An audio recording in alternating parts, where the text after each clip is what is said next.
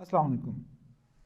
Last lectures में हमने सीखा कि कैसे एरेज को जनरेट किया जाता है और देन उन एरेज के ऊपर कैसे इंडेक्सिंग की जाती है, उनकी एड्रेसिंग की जाती है, उनके एलिमेंट्स को कैसे कॉल किया जाता है और उनके ऊपर कैसे हम डिफरेंट ऑपरेशंस अप्लाई कर सकते हैं।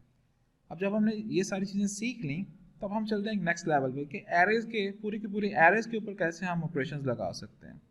फॉर एग्जांपल मैट्रिसेस हैं तो दो मैट्रिसेस को ऐड किया जाता है, जैसे कि हमने एलिमेंट्री लेवल पे पढ़ा हुआ है। हम दो मैट्रिसेस को मल्टीप्लाई कर सकते हैं और सेम गोज फॉर वेक्टर्स, क्योंकि वेक्टर्स भी तो एक वन डायमेंशनल मैट्रिक्स ही हैं। तो चलते हैं इसकी तरफ। बेसिक जो मैट्रिसेस के हम ऑपरेशंस देखते हैं तो दो वेक्टर्स को ऐड किया जाता है, तो एडिशन और सब्ट्रैक्शन सेम ही चीज़ है। तो चलते हैं एक मैट्रिक्स बना लेते हैं। लेट्स से ए सम 3x3 मैट्रिक्स है, 1 2 3 कॉलन 4 5 6 7 8 9, दैट्स इट। कोई सेकंड वेक्टर्स बना लेते हैं। Let's say b is equal to bracket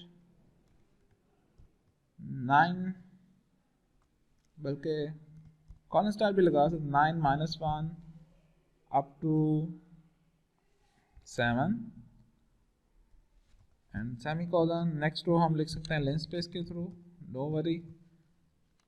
4 to 9 and 3 elements चाहिए हमें and semicolon. Next new third row जो है हमारे पास, इट इज़ 5 -7 एंड 9। तो we have two matrices A and B के अंदर चूँकि डेसिमल वैल्यूज आ रही हैं तो उसने बाय डिफ़ॉल्ट शॉर्ट फॉर्मेट को अपना लिया। अब हम चलते हैं दोनों को ऐड करने के लिए। तो we can write the command a plus b, that's it, and we get the result. तो मैटलैब क्या है, जिस तरह मैट्रिसेस ऐड होते हैं वो उनको उसी रूल के थ्रू ऐड कर रहा है, यानी कि first address of a added to first address of b and we get the result 10।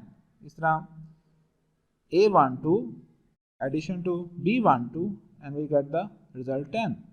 इस तरह 3 + 7 we get the result 10। चलें, तीनों के आंसर्स 10 आ गए। Next is 4 + 4 we get 8, 5 + 6.5 11.5 and so on.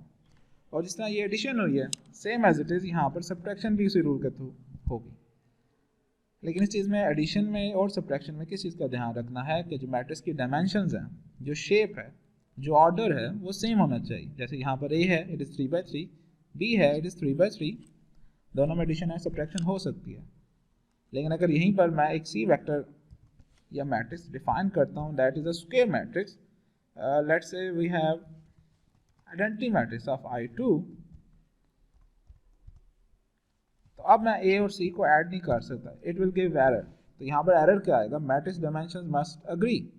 तो जब ये एडिशन और सब्ट्रैक्शन में ये वाला एरर आ जाए कि मैट्रिक्स डायमेंशंस मस्ट अग्री, तो इसका मतलब है कि आपने दोनों मैट्रिक्स की डायमेंशंस को रीचेक करना है और उनमें यकीनन मिसमैच होंगे। तो this is a simple rule जिसका आपने ख्याल रखना है। बाकी आप दोनों मैट्रिसेस को ऐड सब्ट्रैक्ट बल्कि 3 मैट्रिसेस को भी कर सकते हैं। Let's a + b minus b transpose, for example this are all matrices. हमारे पास ऑपरेशंस आंसर जो है वो आ जाएगा। अब हम चलते हैं कि मैट्रिक्स को हम ऐड तो कर रहे हैं, तो क्या हम किसी मैट्रिक्स में किसी स्केलर को भी ऐड कर सकते हैं। यानी कि अगर let's say we have once, एक नया वेक्टर हम लिख लेते हैं 4 and this is D matrix. अब मैं D के अंदर अगर किसी कांस्टेंट को ऐड कर दूं, लेट्स से 5, तो क्या मैटलैब इसका आंसर देगा। तो लेट्स चेक आउट। जी बिल्कुल, मैटलैब आपको इसका आंसर देगा, लेकिन वो रूल क्या रूल अपनाएगा कि वो स्केलर वैल्यू को हर एलिमेंट में ऐड कर देगा। We get 6 6 6 and so on. इसी तरह आप ए मैट्रिक्स में भी, से पहले चलें ए आपके सामने लिख देता हूँ। ए मैं ऐड नहीं करना चाहता, मैं सब्ट्रैक्ट करना चाहता हूँ, -8, आई will get the result 1 - 8 -7, 2 - 8 -6 and so on. तो अभी तक हमने जो सीखा है कि दो मैट्रिसेस को ऐड या सब्ट्रैक्ट कैसे किया जाता है, और अगर उन्हीं मैट्रिसेस के साथ किसी स्केलर को ऐड या सब्ट्रैक्ट किया जाएगा तो वो उनके तमाम एलिमेंट्स में से सब्ट्रैक्ट या ऐड हो जाएगा। तो this is the simple rule. अब चलते हैं आगे। जब एडिशन हमने सीख ली तो एडिशन के बाद नेक्स्ट लेवल होता है मैट्रिक्स मल्टीप्लिकेशन का। तो बजाय कि इससे पहले हम आगे जाएं, I need to clear all, ताकि मेमोरी भी ख़त्म हो जाए। तो मैट्रिक्स मल्टीप्लिकेशन, कोई हम दो मैट्रिसेस ले लेते हैं, लेट्स से 2, 3 and 5 and 1, 8 and 9. So it is a 2 by 3 matrix जिसमें 2 rows and 3 columns हैं। Similarly we have B which is equal to -1, -3, -5 and क्या लिख सकते हैं, just random values 9, 8, 7, 3, 4, 5। चल, तो यह 2 मैट्रिसेस A and B। और मैट्रिक्स मल्टीप्लिकेशन करने से पहले चलें उसका एक रूल जो है वो हम उसको दोबारा डिफाइन कर लेते हैं कि मैट्रिसेस का जो मल्टीप्लिकेशन है उसका एक सर्टेन रूल है कि लेट्स वी हैव A जिसकी डायमेंशन है m cross n, and next we have a matrix B जिसे हम मल्टीप्लिकेशन करने चाह रहे हैं और उसका ऑर्डर है Q क्रॉस R। तो इन दोनों मैट्रिसेस की मल्टीप्लिकेशन तभी होगी जब फर्स्ट के नंबर ऑफ कॉलम सेकंड के नंबर ऑफ रोज के बराबर होंगे, यानी कि n should be equal to q, तभी मैट्रिसेस की मल्टीप्लिकेशन हो सकती है, वरना एरर आना चाहिए। और अगर n is equal to q है तो जो रिजल्टेंट वेक्टर मैट्रिक्स होगा उसका जो ऑर्डर होगा दैट विल बी mr, यानी कि हम इसे कह लेते हैं कि हमारा जो रिजल्टेंट मैट्रिक्स है इट इज AB। तो ये जो आंसर होगा इसका ऑर्डर क्या होगा, m क्रॉस r। तो अब हम इसको अपने A के लिहाज से चेक करते हैं। A का ऑर्डर है 2 by 3, 2 rows and 3 columns। B का ऑर्डर है 3 by 3, फाइन। फर्स्ट के नंबर ऑफ कॉलम सेकंड के नंबर ऑफ रोज के बराबर हैं, इसका मतलब मैट्रिक्स मल्टीप्लिकेशन हो सकती है। और जो रिजल्टेंट होगा वो हमारे पास क्या ऑर्डर आएगा, 2 multiplied by 3, that mean 2 rows and 3 columns। तो अब इसको अप्लाई करते हैं। A मल्टीप्लिकेशन के स्टैटिक यूज होता है A क्रॉस B। अब ये जो रिजल्ट आया है ये मैट्रिक्स के रूल्स के तहत आया मल्टीप्लिकेशन के। अब मैट्रिक्स के रूल्स क्या हैं कि फर्स्ट रो और सेकंड की फर्स्ट कॉलम इसको मल्टीप्लाई किया, 2 multiplied by -1, 3 multiplied by 9, 5 multiplied by 3 और इन तीनों को ऐड कर दिया एंड वी गेट द 40। इसी तरह फिर first row and second column, तो 2 multiplied by -3, 3 multiplied by 8, 5 multiplied by 4, इनको ऐड अप किया तो वी गेट द 38। इस तरह first row and third column and so on. पहले हम फर्स्ट रो को फिक्स करेंगे, तमाम कॉलम से मल्टीप्लाई करेंगे, we get the first row of the resultant matrix. Second फिर हम सेकंड रो को स्टार्ट करेंगे, अगेन वही प्रोसेस दोबारा रिपीट होगा and we get the result. ये रूल आपने एलिमेंट्री लेवल पे पढ़ा हुआ है और अगर आप लीनियर अलजेब्रा पढ़ रहे हैं तो उसके अंदर भी आप काफ़ी डिटेल से पढ़ें, इसलिए मैं बैक एंड पे इतनी बेसिक डिटेल्स में जाना नहीं चाह रहा। अब जब A और B कर लिया और उसका रूल हमने देख लिया तो लेट्स सी कि अगर वो रूल फॉलो नहीं होता, यानी कि फर्स्ट के number of columns and second के नंबर ऑफ रोज मैच नहीं करते, तो फिर मैटलैब हमें किस किस्म का एरर देता है। तो उसके लिए मैं कोई एक थर्ड मैट्रिक्स C कर देता हूँ, define that is once, let's say we have 2 multiplied by 2 rows and 4 columns। Okay ji, मैंने ये डिफाइन कर लिया। वी हैव A, अब मैं इनको मल्टीप्लाई करता हूँ A और C को। अब A के तो नंबर ऑफ कॉलम्स हैं 3, C की नंबर ऑफ रोज हैं 2। तो अकॉर्डिंग टू आवर रूल ये मल्टीप्लिकेशन पॉसिबल नहीं है। तो लेट्स फाइंड आउट। मैटलैब ने भी एरर दे दिया। अब इस एरर को पढ़ते हैं कि एरर यूजिंग स्टैटिक यानी कि मैट्रिक्स मल्टीप्लिकेशन। इसके ऊपर है, ये आपको अगर देखें तो हैंड आ रहा है, अगर आप इसके ऊपर क्लिक करेंगे you will get some information. जैसे यहाँ पर ये बिजी आ रहा है, ये हेल्प सेक्शन को ओपन कर देगा, थोड़ा सा टाइम लगता है और ये सारी इसकी डिटेल्स आ गई। जो स्टैटिक है ये बैक एंड पे इसका एक किस्म का बिल्ट इन फंक्शन डिफाइन किया गया हमने। इसका मीनिंग है जब ये मैट्रिसेस में अप्लाई हो रहा है तो it is C is equal to A multiply by B या A static B। In other words अगर हमने इसे बिल्ट इन फंक्शन के तौर पर लिखना तो it is M times first into B, और पीछे सारा फार्मूला हमें डिफाइन किया गया और मज़ीद डिटेल्स आपको आप इसमें देख सकते हैं। तो देखें जो 2019 वर्जन है या लेटेस्ट वर्जन है उनमें आपको कितनी मैटलैब जो है एरर को फाइंड आउट करने के लिए या समझाने के लिए कितनी हेल्प कर रहा है। ओके, हम आगे बढ़ते हैं। Incorrect dimensions for matrix multiplication, कि मैट्रिक्स मल्टीप्लिकेशन के लिए जो डायमेंशंस होनी चाहिए रूल के मुताबिक वो नहीं है। आगे फिर वो नेक्स्ट क्या बता रहे हैं कि check that the number of columns in the first matrix matches the number of rows in the second matrix, यानी के साथ उसने वो रूल भी बता दिया कि भाईजान इस रूल को चेक करें क्या ये ठीक है। And to perform element wise multiplication use dot style. Okay, element wise multiplication is our next topic, तो इसको हम बाद में देखेंगे। लेकिन अभी हम जो एलिमेंट्री लेवल पे हमने ऑपरेशंस पढ़े हैं, addition, subtraction, multiplication, inverse and so on, system of equation को कैसे सॉल्व करना है, हम पहले वो करेंगे। फिर उसके बाद मैटलैब जो हमें एक्स्ट्रा कुछ सहूलत देता है, ठीक है, कुछ ऑपरेशंस की हमें फैसिलिटी देता है, तो उसको हम चेक करेंगे, जिनमें से एक एलिमेंट वाइज मल्टीप्लिकेशन भी है। तो दिस इज इट। अगर आपने दो मैट्रिसेस को मल्टीप्लाई करना है, you can use a stack, और आप डिफरेंट इसके ऊपर अप्लाई कर सकते हैं एग्जांपल्स। जैसे चलें एक रो और वेक्टर की मल्टीप्लिकेशन कर लेते हैं। Let's say we have E is equal to some linspace 27 to 90 and we need 5 elements. So this is a row vector and D is equal to linspace -8 to 20 and again 5 elements and static ताकि column matrix आ जाए। अब आप इसको multiply कर सकते हैं, E static D, you get the result.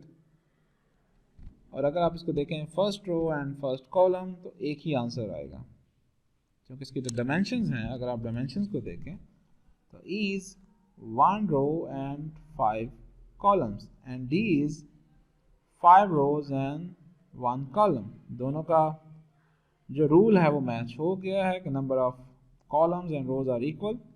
तो जो रिजल्टेंट वेक्टर इज 1 by 1, तो दिस इज 1/1 by 1। और सिमिलरली अगर हम डी स्टैटिक ही करेंगे तो यू गेट द रिजल्ट। तो आप इसके ऊपर डिफरेंट प्रैक्टिस कर सकते हैं अपने लिहाज से।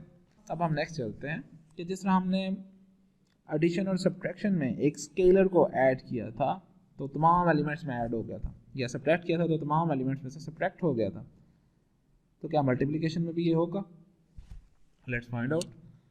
इसको मैं क्लियर कर लेता हूँ, clear all, CLC, we define some matrix ones. चलें जी, हम 5 by 5 का मैट्रिक्स ऐड कर लेते हैं। तो we write ones multiply by 7, तो let's see what we get the result. Same rule कि अगर आप किसी भी मैट्रिक्स के साथ स्केलर को मल्टीप्लाई करते हैं तो स्केलर उसके मैट्रिक्स के तमाम एलिमेंट्स के साथ मल्टीप्लाई होगा, सेम लाइक द एडिशन और सब्ट्रैक्शन। तो इस तरह आप डिफरेंट मैट्रिक्स के स्टाइल्स को कंबाइन भी कर सकते हैं। Let's say A is equal to identity matrix, मैं ज़रा शॉर्ट कोड यूज़ कर रहा हूँ ताकि जल्दी से यूज़ हो जाए। लेट्स से 4, तो we can write A multiply by 9, this is our result. और अगर मल्टीप्लिकेशन ही है तो मल्टीप्लिकेशन तो कोई भी नंबर हो सकता है, जैसे A multiply bye 1/9। Instead of writing divided by 9, multiplication को हम इस तरह डिवीजन के हिसाब से भी तो लिख सकते हैं। तो I will get the result, क्योंकि addition and subtraction is the same combination, यानी कि सेम ही स्टाइल होता है। इस तरह मल्टीप्लिकेशन और डिवीजन भी सेम ही चीज़ होती है, एक जिसको हम वाइस वर्सा लिख सकते हैं। जैसे A के साथ मैं इस तरह भी लिख सकता हूँ A प्लस -2, तो एक्चुअली इट इज़ A -2। तो ज़्यादातर प्रोग्रामिंग में instead of addition and subtraction को हम अलग-अलग डिस्कस करें, वही यूजुअली डिस्कस द एडिशन, और इस मल्टीप्लिकेशन और डिवीजन में दोनों को अलग-अलग डिस्कस करने की बजाय वी कैन डिस्कस एनीवन। तो मोस्टली हम मल्टीप्लिकेशन को ही डिस्कस करते हैं। तो जो ऊपर वाला ऑपरेशन मैंने किया है उसको अगर मैं डायरेक्ट लिखना चाहूँ तो A divided by 9, I will get the same result. तो इस तरह आप थोड़ी बहुत प्रैक्टिस कर सकते हैं, लेकिन मैट्रिक्स मल्टीप्लिकेशन में एक चीज़ का ध्यान रखना है कि जो मैट्रिक्स का रूल है मल्टीप्लिकेशन का, उसको आपने फॉलो करना है। उसको आपने अगर जहन में नहीं रखेंगे तो फिर आपका एरर आएगा और फिर आपने उसके मुताबिक थोड़ा बहुत करेक्शन कर लेंगे। ओके, हमने एडिशन और सब्ट्रैक्शन को पढ़ लिया। अब चलते हैं नेक्स्ट क्या होगा। नेक्स्ट जो है, अब मैट्रिक्स में जब भी मल्टीप्लिकेशन की बात होती है तो साथ फिर हम इन्वर्सेस की बात भी करते हैं। तो सबसे पहले चलें इसे क्लियर कर लेते हैं। लेट्स से वी हैव ए, कुछ उसको डिफाइन कर लेते हैं 2 3 4 5 6 7 एंड 8 9 एंड से 0। तो this is our matrix A. और अगर एक हमने इन्वर्स फाइंड आउट करना है तो एक तो एलिमेंट्री लेवल पे आपने रूल पढ़ा हुआ है कि पहले उसका डिटर्मिनेंट फाइंड आउट करें, देन उसका एडजॉइंट और देन उसको डिवाइड करें and you will get the result. अब मैट लैब में इसको कुछ करने की ज़रूरत नहीं है, you can just type the command A inverse. और यूजुअली ए इनवर्स कैसे लिखा जाता है, ए पावर -1। तो पावर के लिए हम ये कैप यूज़ करते हैं -1, तो ब्रैकेट में आप -1 लिख दें, you will get the inverse. लेकिन इनवर्स के लिए वही है रूल है कि इसका डिटर्मिनेंट जो है वो 0 नहीं होना चाहिए। अगर इसका डिटर्मिनेंट 0 होगा you will get the error. तो मैटलैब देखें कितना यूज़र फ्रेंडली है कि जिस तरह आप एक नॉर्मल नोटेशंस लिखते हैं उसने कमांड्स भी वैसे बनाई हुई हैं। और इसके अंदर ना तो हमें डिटर्मिनेंट फाइंड आउट करने की ज़रूरत पड़ी है, ना ही हमें एडजॉइंट फाइंड आउट करने की ज़रूरत पड़ी है। सिमिलरली हमारे पास इसका बिल्ट इन कमांड भी है, चूँकि यहाँ पर पावर यूज़ हो रही है, पावर को यूज़ करते बाज़ का ब्रैकेट का ध्यान नहीं रहता, देयर आर अदर प्रॉब्लम्स। तो इट इज़ बेटर कि आप बिल्ट इन कमांड यूज़ करें, that is inverse INV bracket A, you will get the same result. तो जो इन्वर्स की कमांड्स हैं ये दोनों सेम हैं कि this is a built in function inverse of A। जैसे इसी का लिखने का एक दूसरा स्टाइल है A पावर -1। तो आई वुड प्रेफर कि आप बिल्ट इन कमांड को यूज़ करें इंस्टेड ऑफ दिस सिंबल। ये भी किया जा सकता है, लेकिन पावर के अंदर बहुत का ब्रैकेट्स का मिस्टेक हो जाती हैं जिसकी वजह से फिर एरर आ सकता है। अब जब बात हो रही है इन्वर्स की, तो इन्वर्स के साथ ही एसोसिएटेड है डिटर्मिनेंट। तो we can use the command to find the determinant of a matrix DET matrix A and you will get the result. अब जब इन्वर्सेस की बात आ रही है तो इन्वर्सेस का मेन जो हम मकसद होता है इस्तेमाल, वो है सिस्टम ऑफ लीनियर इक्वेशंस को सॉल्व करना। कि हम हर सिस्टम ऑफ इक्वेशंस को कन्वर्ट कर सकते हैं मैट्रिक्स में और फिर उसको फाइंड आउट कर सकते हैं सोल्यूशन निकालने के लिए। Okay, let's say we have a system x + y + 2z is equal to 15, and similarly I have y minus 7z z is equal to 7, yeah, 17, and next we have x plus 2z is equal to 3। ये हमारे पास एक system of equation है जिसमें 3 variables है, 3 ही equations हैं। और जैसे यहाँ पर y नहीं लिखा, इसका मतलब उसका कोफिशिएंट 0 है। तो अब इसी सिस्टम ऑफ इक्वेशंस को सॉल्व करने के डिफरेंट स्टाइल्स हैं, लेकिन अगर हम इसे मैट्रिक्स फॉर्म में करें तो it is a very beneficial. तो इसका मैट्रिक्स क्या बनेगा, that will be 1 1 2 and 0 1 -7 1 0 and 2। तो दिस इज योर मैट्रिक्स। आप उसके साथ क्या लिख सकते हैं, इधर आ जाएगा आपके पास x y and z, and this is the right side 15 17 and 3। सारा कुछ आप लीनियर अलजेब्रा में साथ साथ पढ़ रहे होंगे या पढ़ चुके होंगे। तो हम इस मैट्रिक्स को कैसे दें, let's say this is A जिसकी डायमेंशन है 3/3। जो वेरिएबल्स अननोन है उसके लिए हम x यूज़ करते हैं, और जो राइट साइड पे होता है उसके लिए कॉलम मैट्रिक्स, उसके लिए हम B यूज़ करते हैं। तो we can find the solution by taking A inverse on both sides, जो कि हो जाएगा x is equal to A inverse of B। तो जस्ट क्या, सबसे पहले जो भी गिवन मैट्रिक्स है उसको आपने इनवर्स फाइंड आउट करना है और फिर उसकी मल्टीप्लिकेशन कर देनी है B के साथ। तो ये आपके पास एक सिंपल रूल बन जाएगा। तो चलते हैं जी इसके सॉल्यूशन की तरफ मैटलैब के अंदर और देखते हैं कि किस तरह इजीली हम इसको फाइंड आउट कर सकते हैं। तो सबसे पहले मैं इधर क्लियर कर दूँ, clear all CLC। First we have to define the matrices. तो पहले हम ए को डिफाइन करते हैं, ए की value C 1 1 2 and the next row 0 1 -7 and the next row 1 0 and 2। Okay ji, हम इसे डिस्प्ले भी कर सकते हैं, let's say comma and the B is equal to column matrix. तो हम उसे लिखेंगे 15 17 एंड 3 और लास्ट पे ट्रांसपोज। तो ये ए और बी मैंने डिफाइन कर लिए। Because I need a solution तो I will write the formula x is equal to A inverse, तो I N V of A. देखा गलती होने लगी थी कि स्मॉल ए लिखा गया, तो जो आप वेरिएबल यूज़ कर रहे हैं आपने सेम एज इट इज़ ही लिखना है। मैट्रिसेस के लिए यूजुअली हम कैपिटल लेटर्स यूज़ करते हैं, तो इसलिए मैं यहाँ पर भी चला रहा हूँ। ए इनवर्स हो गया एंड मल्टीप्लाई बाय, जो कि मैट्रिक्स मल्टीप्लिकेशन हो रही है बी के साथ, आई गेट द रिजल्ट। तो इसमें आप जितने भी सिस्टम ऑफ इक्वेशंस है, ये तो 3/3 का था, आप 5/5 को 10/10 को यूज़ कर सकते हैं। Let's say we have some 6/6 problem. तो कोई मैट्रिक्स हम लिख लेते हैं C इज इक्वल टू कोई रैंडम नंबर चलें, तो 3 and 3 6। oh what is happening? Okay next कुछ वैल्यूज लिख लेते हैं। Okay this one. ओके जी, वी हैव 4 रोज, अभी तो 5th लिखनी है एंड द लास्ट वन 9। मैं अब जस्ट एक रैंडम नंबर्स वैसे ही लिख रहा हूँ ताकि हमारी आसानी हो जाए। एंड 9, तो पहले इसको चेक कर लेते हैं ये सही लिखा होगा, this is a 6/6 and now I need a B vector. तो बी की जगह मैं डी लिख लेता हूँ, जो कि बी पहले डिफाइन किया हुआ है। I need 6 elements, so that is 10 34 56 या 5 6 कर लिया होगा, fine 9 and 1 or at then transpose. So you can find the answer. Let's say x is equal to inverse of C steric D. This is the answer. लेकिन अगर हम manually करें तो सबसे पहले तो ए इनवर्स ही आपको बड़े मुश्किल से निकलेगा 6/6 का, क्योंकि ए इनवर्स को निकालना एक बहुत बड़ी प्रॉब्लम है।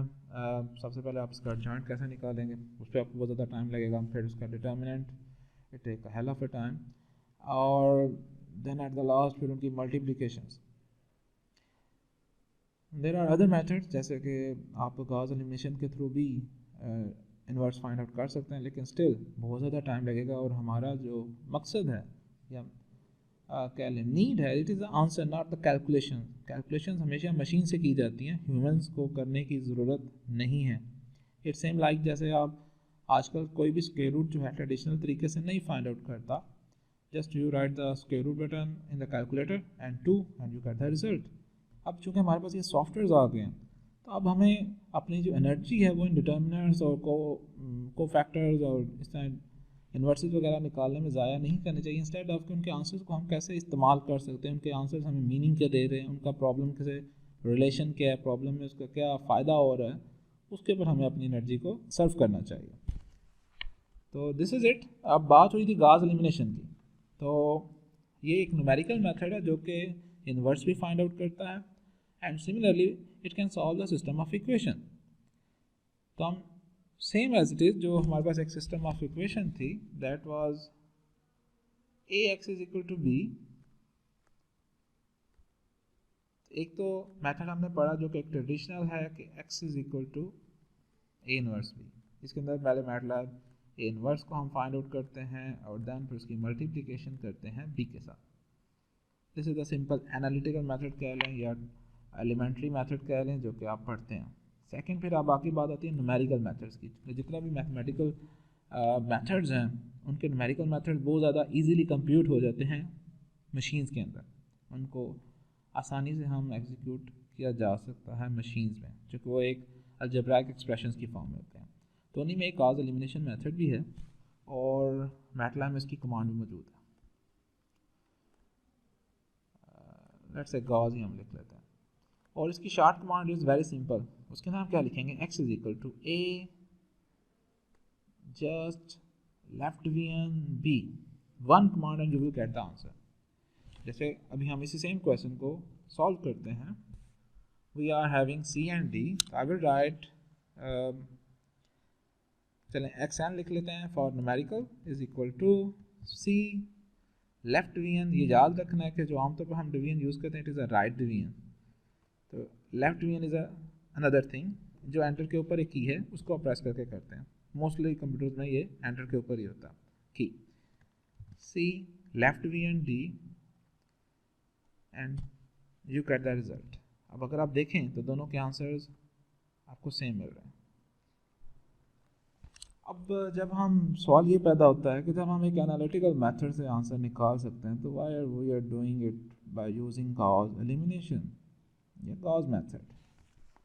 तो बात ये है कि जो आमतौर पर रियल वर्ल्ड प्रॉब्लम्स होती हैं जो कि हमें कराई जाती हैं, जो हमें लगता है it is only 3x3 matrix और 4x4 या 5 सिस्टम ऑफ लीनियर इक्वेशंस, लेकिन जब जैसे जैसे प्रॉब्लम्स ट्रिकी होती जाती हैं, कम्प्लेक्स होती जाती हैं, तो फिर ये सिर्फ 5 या 6 या 7 रोज तक मुश्तमिल नहीं रहती, ये 7 वेरिएबल्स तक नहीं रहती, इट गोज़ फॉर 100,000 जो ज़्यादा कम्प्लेक्स प्रॉब्लम्स हैं। तो जब इन कम्प्लेक्स प्रॉब्लम्स में जब एक से हमारे पास 1000 बाई 1000 का मैट्रिक्स है तो उसका इन्वर्स फाइंड आउट करना एक बहुत बड़ी जॉब है, एक बहुत बड़ा टास्क है। उसकी बजाय और फिर उसको मल्टीप्लाई भी करो b के साथ, एक 1000 कॉलम मैट्रिक वैल्यू के साथ, तो उसकी बजाय अगर हम न्यूमेरिकल मेथड अप्लाई करते हैं गॉस एलिमिनेशन, तो उसकी निस्बत बहुत ज़्यादा जल्दी आंसर दे देता है। तो इसलिए अगर आपके पास बड़ी कैलकुलेशंस हैं तो you can use the left division operator to solve the system of equations, और ये आपको बहुत ज़्यादा टाइम बचाएगा।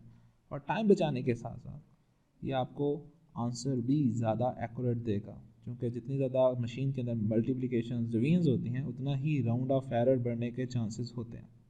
ये जब आप आगे जाके न्यूमेरिकल एनालिसिस पढ़ेंगे तो फिर आप ये सीखेंगे कि what is error, what is round of error. मैं आपको जस्ट एक सिंपल थोड़ा सा बता देता हूँ कि लेट्स वी राइट 1/3, तो इसका आंसर है 0.333 एंड सो ऑन। चलें बात आ ही गई है तो थोड़ा सा नॉलेज आपको दे दिया जाए या शेयर कर दिया जाए, और ये कंटिन्यू है आगे, लेकिन हम यूज़ करते हैं लेट्स से 0.33 4 डेसिमल तक। तो ये जो बाकी नंबर्स हैं ये तो हम फिनिश हो गए ना, यानी कि उसकी जगह पर वैल्यू स्टोर हो रही है 000। अब ये दोनों नंबर्स मैथमेटिकली इक्वल नहीं हैं, बेशक जब हम 4 डेसिमल तक लिख रहे हैं तो it is looking the same, लेकिन ये बाकी वैल्यूज़ तो कहाँ गायब हो रही, इनकी भी तो कोई वेटेज होगी। और let's we are multiplying it with 3/1/3, तो इन दोनों का आंसर डिफरेंट आएगा। जैसे इसका आंसर आएगा 0.999 एंड 00, ये सारा 0 है, जबकि यहाँ पर ये 999 चलता जाएगा।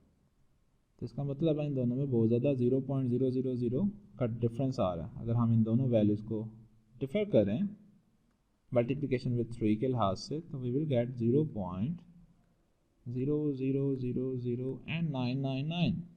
अब ये एक सर्टन वैल्यू है, बेशक 5 डेसिमल पे है, लेकिन अगर आप इसको 10,000 टाइम्स करेंगे तो इट विल मेक 9.999, और उससे बहुत ज़्यादा डिफरेंस आ जाता है कैलकुलेशंस में। तो इसी वजह से जो स्मॉलर कैलकुलेशन है उसके अंदर तो ये दोनों सेम रिजल्ट देंगे, लेकिन जब आपके पास कैलकुलेशन ज़्यादा हो जाती हैं तो फिर इन्वर्स वाला मेथड आपको थोड़ा सा हल्का सा उसमें एरर ज़्यादा आ जाता है, तो आपको फिर एरर वाला आंसर देगा जो कि इनएक्यूरेट होगा, तो तब आपको फिर COD को यूज़ करना चाहिए। लेकिन फ़िलहाल अभी के लिए जितनी प्रॉब्लम्स आपकी होंगी या जितनी आप लीनियर अलजेब्रा में पढ़ रहे होंगे, mostly it will be 7x7 matrix और 4x4 मैट्रिक्स, 5x5, उन दोनों में सेम ही रहेगा and you can find the result easily, इसमें कोई मसले वाली बात नहीं है।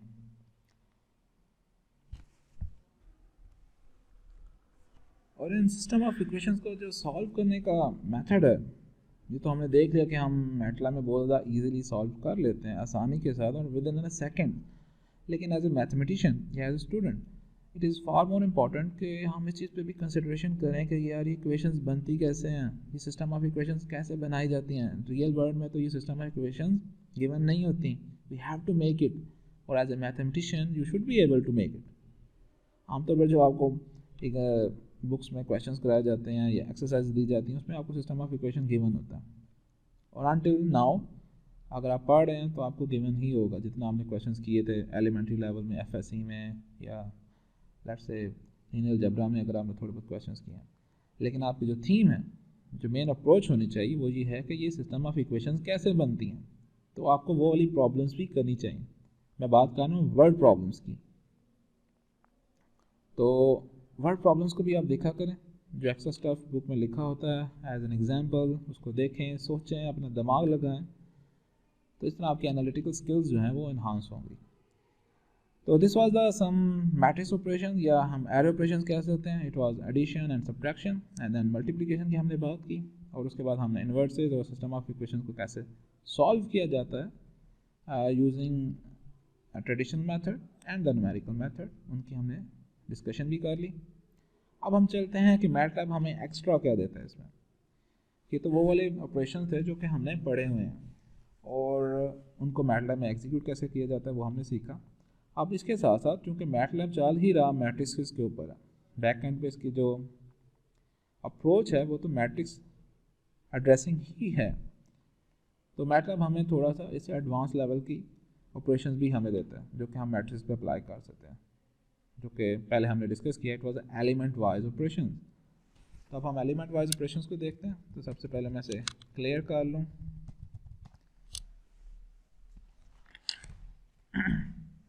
तो this is it. Let's we have a some matrix, चलो मैं डिफाइन कर लेता हूँ 2 3 4 5 and then 3 4 7 9 8 7 and 5. So it is a 2 by 4 matrix, and let's say we have B, which is also a 2 by 4 matrix, and we can write it 3 4 minus 9 0, and the next row is 2 5 8 11. तो element wise operation जो है कि जो operation basic है हमारे पास, addition, subtraction, multiplication, division, and in MATLAB we have power. तो ये सारी चीज़ें जो हैं ये हम एलिमेंट वाइज भी वन बाय वन भी कर सकते हैं। जैसे एडिशन और सब्ट्रैक्शन, अगर हम दो मैट्रिक्स को ऐड करते हैं तो एलिमेंट वाइज मैट्रिक्स को ऐड करता है। अब जब मल्टीप्लिकेशन की बात आती है तो अगर हम सिंपल लिखते हैं मल्टीप्लिकेशन ए मल्टीप्लिकेशन बी, तो ये मैट्रिक्स की जो मैट्रिक्स मल्टीप्लिकेशन का रूल है वो उस पर अप्लाई होगा। लेकिन व्हाट इफ के अगर मैं चाहता हूँ कि फर्स्ट एलिमेंट के साथ मल्टीप्लाई हो जाए, सेकंड एलिमेंट के साथ मल्टीप्लाई हो जाए, थर्ड एलिमेंट के साथ मल्टीप्लाई हो जाए, एंड सो ऑन, तो इस टेक्निक को हम कहते हैं, या स्टाइल को हम कहते हैं एलिमेंट वाइज ऑपरेशन। और जब भी आपने मैटलैब में एलिमेंट वाइज ऑपरेशन करना होता है तो what ever the operation is, आप उससे पहले जस्ट डॉट लगा दें। तो ए डॉट्स डायरेक्ट बी, तो अगर आपने दो मैट्रिक्स के एलिमेंट्स को एलिमेंट वाइज मल्टीप्लिकेशन करना है, you just need to put dot. अब देखें आपके पास क्या सोल्यूशन है। तो अगर हम वैसे देखें कि जो मैट्रिक्स रूल्स हैं, ए की तो डायमेंशन है 2 मल्टीप्लाई बाय 4 और बी की डायमेंशन भी 2 मल्टीप्लाई बाय 4 है, तो मैट्रिक्स के लिहाज से ये मल्टीप्लिकेशन, ये जो आपने थ्योरी पढ़ी है उसके लिहाज से ये मल्टीप्लिकेशन नहीं हो सकती। तो इस चीज़ को आपने थोड़ा सा गौर से देखना है, क्योंकि ये ज़्यादातर मिस्टेक होती है। यहाँ पर हम एलिमेंट वाइज मल्टीप्लिकेशन कर रहे हैं, मैट्रिक्स रूल्स के मुताबिक नहीं कर रहे हैं। इसलिए हमने इस जो हमने रूल पढ़ा था कि फर्स्ट के number of columns and second के नंबर ऑफ रोज बराबर होने चाहिए, वो यहाँ पर एप्लीकेबल नहीं है। अब एलिमेंट वाइज मल्टीप्लिकेशन देखें तो चलें ग्रीन कर लेते हैं। तो 2 multiply by 3 we get the answer 6, 3 multiply by 4 you get the answer 12, 4 multiply by -9 -36, 5 multiply by 0 0। और एक और बात का ध्यान रखें कि जब भी आप एलिमेंट वाइज ऑपरेशन कर रहे हैं तो दोनों की डायमेंशन सेम होनी चाहिए, just like addition and subtraction, this is the rule. अब हमने यहाँ पर मल्टीप्लिकेशन किया, we can do the division, and division के लिए जो आप आम है हम डिवीजन यूज़ करते हैं, हम वो यूज़ करेंगे a डिवाइड बाय b। तो this is it, what is a matrix a। चले a को मैं नीचे लिख लेता हूँ इंस्टेड ऑफ यहाँ ऊपर जाएं। तो 2 डिवाइडेड बाय, चलो b भी चला गया, फाइन। तो 2 divide by 3 you get the result 0.67, 3 divided by 4 you get the result 0.75, 4 divided by -7, you get the result 0.444. 5 divided by 0, now this is not possible, ठीक है। तो यहाँ पर उसका क्या आ गया, INF, यानी कि मैटलैब ने उसे इन्फिनिटी कह दिया कि भाई ये जो है नंबर, ये तो कोई वैल्यू नहीं बनती, it is an infinity, and so on. बाकी सारे नंबर्स भी आप देख सकते हैं। 9 divided by 2, you get the result 4.5. 8 divided by 5, you get the result 1.6. अब याद रखें कि यहाँ पर जो है मैंने डिवीजन जो यूज़ की है, it is right division, not left division. तो इन दोनों सिंबल्स का आपने ध्यान रखना है। ये चलें, अगर हम लेफ्ट डिवीजन कर लें तो फिर क्या होगा, क्या रिजल्ट सेम आएंगे या different? No, the results are different. इसलिए इन डिवीजन्स का, लेफ्ट और राइट डिवीजन का आपने ध्यान रखना है। अब यहाँ पर हुआ क्या, A dot left division B, this result is 1.5। तो इसको मैं चलो क्लियर कर देता हूँ कि when I right B dot division A, तो ये दोनों आंसर सेम आ रहे हैं, यानी कि इसको अगर आपने लेफ्ट डिवीजन के हिसाब से लिखना है तो फिर हम उसका सेंटेक्स ये होगा। तो ये जस्ट आपको इसलिए बताया जा रहा है कि आप इसकी मिस्टेक ना करें, ना कि आप इसको यूज़ करें। अगर हमने B डिवीजन A करना है तो हम simple B dot right division A लिख सकते हैं, जो कि सिंपल हम डिवीजन यूज़ कर रहे हैं। तो इसलिए जब भी आप, और ये वाला जो सिंबल है लेफ्ट डिवीजन, ये सिर्फ हम सिस्टम ऑफ इक्वेशन को सॉल्व करने के लिए यूज़ करते हैं। तो इन दोनों का थोड़ा सा ध्यान रखें और प्रैक्टिस करेंगे तो you will get used to it. मेरा काम था आपको बताना कि कौन सी ज़्यादातर कॉमन मिस्टेक्स होती हैं। ओके जी, तो वी हैव मल्टीप्लिकेशन, डिवीजन। अब बात करते हैं पावर की। तो चलो इसको प्ले कर लेते हैं। वी हैव A, मैं कोई एक नया मैट्रिक्स साथ डिफाइन करता हूँ, C इज इक्वल टू 1 2 3 4 5 6 या 4 3 2 1। चलो अब मैं चाह रहा हूँ कि A के हर एलिमेंट की हम पावर लें with respect to corresponding element of C। तो I will write A dot power के लिए हम कैप यूज़ करते हैं एंड C। तो what will happen, I will get the result 2 power 1, you get the 2. 3 power 2, you get the result 9. 4 power 3, you get the result 64. 5 power 4, you get the result 625. 5 power 1, you get the 5 and so on. तो element wise operations में हमने 3 operations देखे, dot static, dot power and dot division. तो you have to use the right division, जो traditional हम use करते हैं। आपने लेफ्ट डिवीजन को यूज़ नहीं करना, उससे फिर आपको एरर्स आ जाएंगे, उसका मीनिंग समझने में आपको प्रॉब्लम होगी। और इंशाल्लाह इसकी हम जब आगे एक्सरसाइज करेंगे तो उसके अंदर इसकी प्रैक्टिस भी करेंगे, डोंट वरी। और इंशाल्लाह जैसे ही आप इसकी प्रैक्टिस करेंगे you will get used to it. और फिर हम प्रॉब्लम्स के अंदर इसके जो बेनिफिट्स हैं उनको भी देखेंगे कि क्यों मैटलैब के अंदर हमने एलिमेंट ऑपरेशंस को डिफ़ाइन किया। जाहिर सी बात है कुछ ना कुछ फ़ायदे होंगे, तो हमें इसकी इतनी ज़रूरत पड़ी है तो हमने ये चीज़ों को, इसका बैक एंड पे सारी प्रोग्रामिंग की हुई है। तो नेक्स्ट इसमें आप देखते हैं कि मज़ीद क्या हो सकता है। ओके, पावर जो है उसके अंदर एक चीज़ जो क्वेश्चन जहन में आता है कि हमने तो मैट्रिक्स की पावर ली है, व्हाट अबाउट कि अगर हम किसी मैट्रिक्स के किसी स्केलर के साथ पावर लें, जैसे हम किसी स्केलर के साथ, अब किसी मैट्रिक्स को किसी स्केलर के साथ मल्टीप्लाई करें तो उसको मल्टीप्लाई कर देता है, यू गेट द रिजल्ट। और अगर हम किसी मैट्रिक्स के ऊपर कोई पावर ले लें तो क्या वो हर एलिमेंट की पावर लेगा? ठीक है, तो यू नीड टू चेक। और दिस इज एन एरर। तो उसने एरर क्या किया है, incorrect dimension for raising a matrix to a power, check that the matrix is square and the power is a scalar। यानी कि यहाँ पर जो a की पावर 2 है ये मैट्रिक्स फॉर्म में लेके जा रहा है, that mean a matrix multiplication b, और उसके लिए दोनों का जो डायमेंशन का रूल है वो सेम होना चाहिए। यहाँ पर चूँकि हमने a को जो लिखा हुआ है दैट इज ओके, a कहाँ पर गया, 2/4, तो ये प्रॉब्लम होगी। ठीक है, तो इसका भी आपने थोड़ा सा ध्यान रखना है कि ये जो पावर हम यूज़ करेंगे a की power 2, it is a matrix multiplication, it is a matrix square.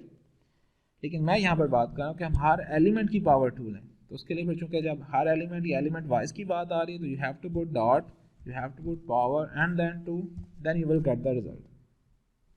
कि चलें ए मैट्रिक्स यहाँ पर ये है तो 2 की पावर 2 4, 3 की पावर 2 9, 4 की पावर 2 16, 5 की पावर 2 25 एंड सो ऑन, 9 की पावर 81। तो जब आपने किसी मैट्रिक्स की एलिमेंट वाइज पावर्स भी लेनी है, मतलब कांस्टेंट पावर्स, बजाय कि हम मैट्रिक्स के लिहाज से लिखें तो वो ऑपरेशन भी लगाया जा सकता है। और इन दोनों कमांड्स का डिफरेंस है, इसको आपने ध्यान रखना है।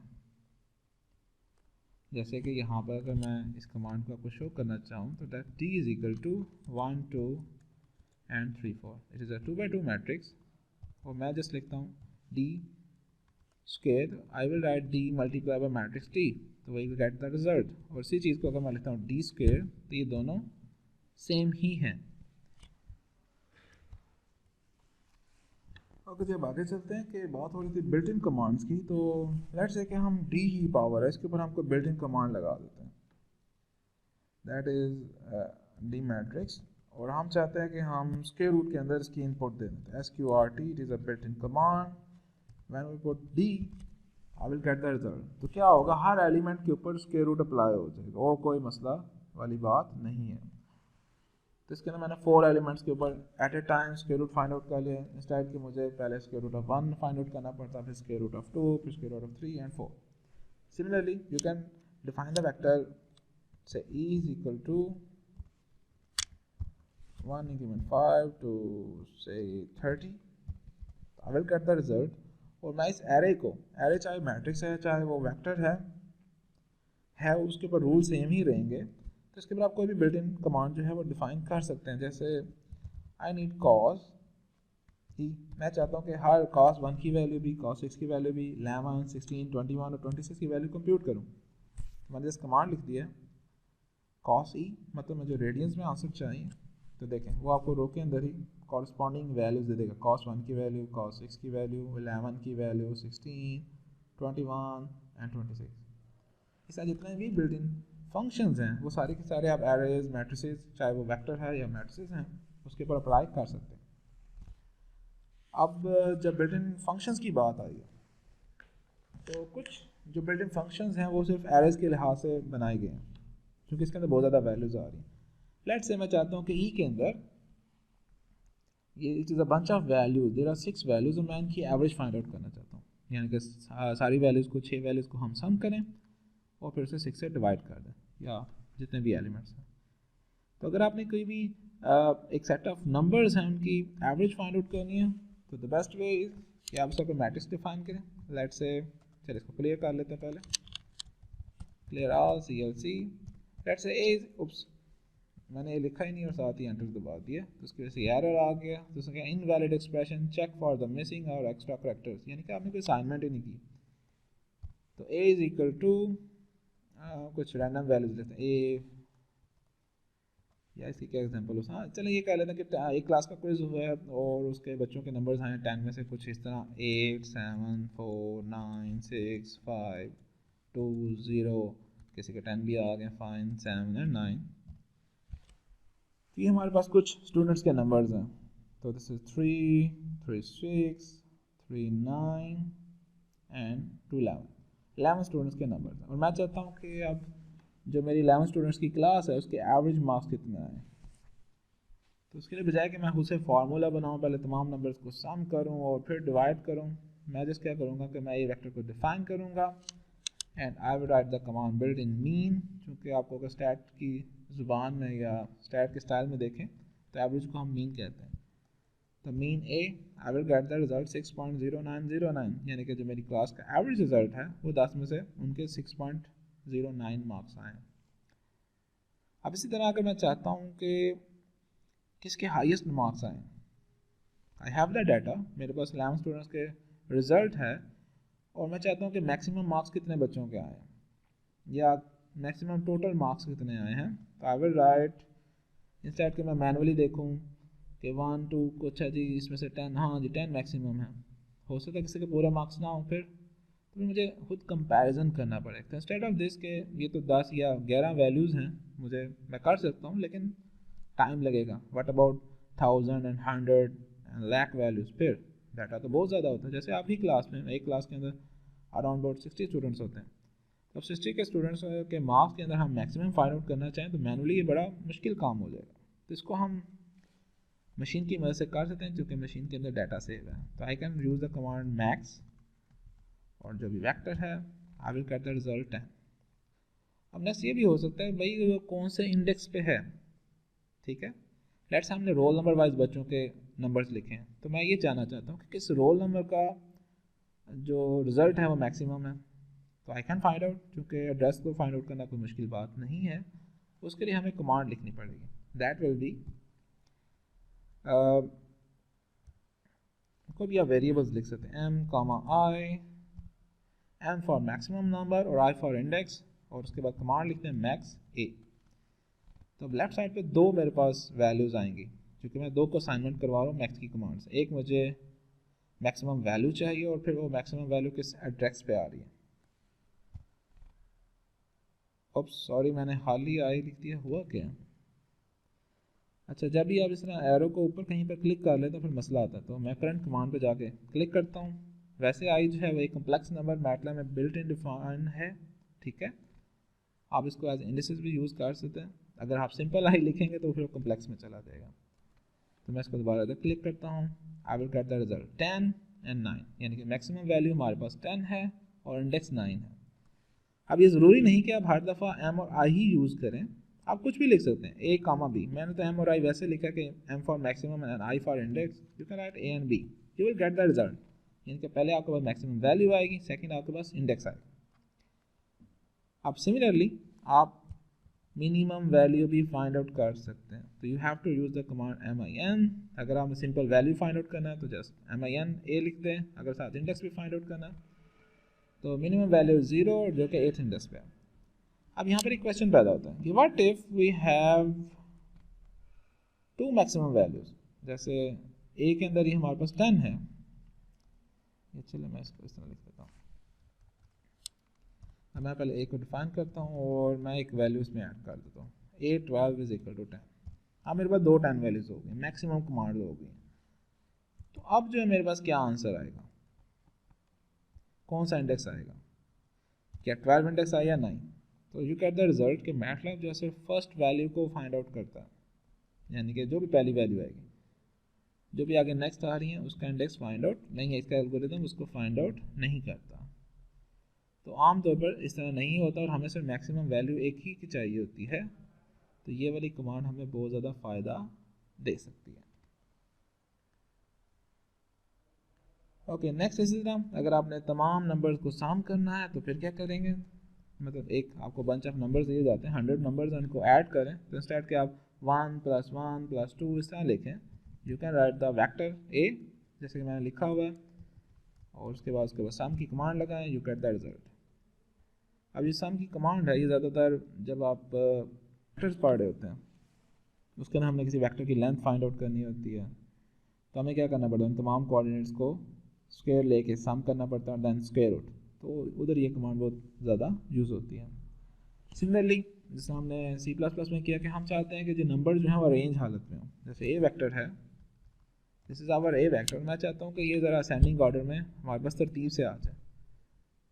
तो उसके अंदर C++ के अंदर तो हमें से बाकायदा मुख्तलिफ एल्गोरिदम बनाने पड़े थे, bubble algorithm, linear search algorithm and so on. तो मैटलैब में just you have to write sort and A, तो खुद बहुत ही असेंडिंग ऑर्डर में हो जाएगा। अब क्वेश्चन ये पैदा होता है कि ये सॉर्टिंग जो बिल्ट इन कमांड है ये तो असेंडिंग ऑर्डर में जवाब देती है, व्हाट इफ के अगर मुझे डिसेंडिंग ऑर्डर में चाहिए तो फिर क्या करेंगे, फिर तो मसला होगा, ये डिसेंडिंग ऑर्डर में तो नहीं कर सकता। तो देखें असेंडिंग है ना, इसको हम डिसेंडिंग में खुद ही बना सकते हैं। जैसे वी हैव ए वेक्टर, अगर मैं इसको नेगेटिव में दे दूंगा तो ये हमें बेशक जो कमांड हम सॉर्ट लगा रहे हैं हमारे लिहाज से ये डिसेंडिंग में ही हो जाएगी। फॉर एग्जांपल मैं आपको इसको क्लियर करता हूँ कि मैं चाहता हूँ कि ए मैट्रिक्स को, ए जो वेक्टर है इसको हम डिसेंडिंग ऑर्डर में करें। तो उसके लिए मुझे क्या करना पड़ेगा, तो I will use the command sort. ये चलें पहले ट्रेडिशनल वे में आपको बताते हैं कि पहले आप ए को लिख दें, ए इज इक्वल टू -a, या ठीक है नेगेटिव वैल्यूज चाहिए। अब ये तमाम नेगेटिव वैल्यूज हो गई हैं। अब आप इसके ऊपर करें सॉर्टिंग, सॉर्ट ए, और इसको स्टोर कर दें किसी वेरिएबल बी में। तो ये देखें अब 10 10 9 ये डिसेंडिंग ऑर्डर में जा रहा है, जस्ट नेगेटिव आ रहा, तो यू कैन राइट बी या किसी और वेरिएबल में लिख दें c is equal to minus b and this is your result. अब इसको मैं आपको शॉर्ट दोबारा सिखाता हूँ कि वी हैव, चलें पहले तो लिखते हैं ना जो ओरिजिनल हालत में हमें ए चाहिए। तो अगर आपके पास कोई भी ए वेक्टर है और आपने उसे डिसेंडिंग ऑर्डर में करना है तो सिंपल शॉर्ट कमांड क्या हो सकती है, b is equal to sort, किसको सॉर्ट करना है, माइनस ए को, और फिर सॉर्टिंग के बाद जो भी आंसर आ रहा है उसको गेन हमें इधर देखें ये माइनस से मल्टीप्लाई करना पड़ा तो आप बाहर भी माइनस लिखते हैं and this is your result. तो जब भी आपको कहा जाए कि किसी भी वेक्टर को आपने डिसेंडिंग ऑर्डर में करना है तो आप इस कमांड को यूज़ कर सकते हैं। तो जो बिल्ट इन कमांड है उसके बाद अगर एडिशन या मल्टीप्लिकेशन विद नेगेटिव नंबर करके कुछ आंसर निकल सकता है उसको आप उस शेप में कन्वर्ट कर सकते हैं, तो यू कैन यूज़ इट। ठीक है, इसलिए अलहदा से डिसेंडिंग का कोई कमांड नहीं बनाई गई। तो ये एक शॉर्ट ट्रिक थी जो कि मैंने आपको बता दी, होपफुली आपको उसका फ़ायदा होगा। एंड नेक्स्ट फिर उसके बाद है हमारे पास कुछ स्टैट की कमांड्स है कि अगर आपने मीडियन यूज़ करना है या स्टैंडर्ड डेविएशन फाइंड आउट करना है तो यू कैन राइट std, तो ये आपको नंबर का स्टैंडर्ड डेविएशन फाइंड आउट कर देगा। और अगर आपने इसका मीडियन फाइंड आउट करना है you can use the MEDIAN median, you will find the median. इसी तरह हमने डिटर्मिनेंट को तो निकालना सीख लिया, डिटर्मिनेंट ऑफ ए। अब बात आती है जो हम अभी तज़किरा कर रहे थे वेक्टर्स का, वेक्टर एनालिसिस का, जिसके अंदर हम डिफरेंट वेक्टर्स के साथ ऑपरेशंस करते हैं, हम उसकी लेंथ फाइंड आउट करते हैं। अब उसके अंदर फिर हमारे पास जो दो मेन इंपॉर्टेंट चीज़ें आती हैं जैसे dot product and cross product, ये मोस्टली वेक्टर एनालिसिस में यूज़ होते हैं। तो उसके लिए भी मैटलैब में बिल्ट इन कमांड है, इंस्टेड ऑफ के आप फार्मूलाज बनाएं कि let's we have two vectors a is equal to, मैं चले small okay, I think it's better कि आप उसे क्लियर कर लें, a इज इक्वल टू 1 2 3 और b is equal to let's say -9 8 and 7। हम चाहते हैं कि इनका डॉट प्रोडक्ट फाइंड आउट करें, तो you can use the built in command dot a comma b। आपको कोई फार्मूला बनाने की ज़रूरत नहीं है। और इस तरह अगर आप क्रॉस प्रोडक्ट फाइंड आउट करना चाहते हैं you can use cross and a comma b, that's it. तो ये थी कुछ बिल्ट इन कमांड जो स्पेसिफिकली मैट्रिसेस या एरेज के लिए यूज़ होती हैं। और अब हमने ये सब कुछ सीख लिया तो नेक्स्ट हमारा टास्क है इन सारी चीज़ें जो हमने नॉलेज हासिल की है इसको अप्लाई करें, और उसके लिए हम प्रैक्टिस करते हैं, हम एक्सरसाइज की। अगर इन तमाम चीज़ों में आपको कुछ नहीं समझ आए तो फील फ्री टू आस्क, आप कमेंट करके पूछ सकते हैं। Thank you very much.